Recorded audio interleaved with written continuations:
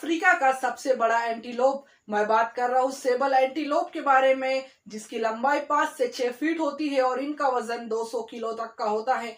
इतने भारी होने के बावजूद भी ये 57 किलोमीटर प्रति घंटे की रफ्तार से भाग सकते हैं और इनके जो सींग होते हैं वो पीछे की तरफ कर होते हैं और उनकी लंबाई हाथी के दांत जितनी होती है, यानी ये 1.5 मीटर लंबे होते हैं। दोस्तों, ये अपने सींग की वजह से फेमस है और ये अफ्रीका के यूनिक जानवरों में से एक है। ये सवानाज में आपको मिलेंगे और ये ज्यादातर 4 से 5 एंटीलोप के हर्ड में पाए जाते हैं।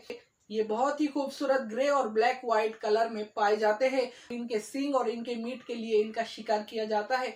इसी वजह से इनकी संख्या दिन पर दिन कम हो रही है और हम सबको इसे बचाना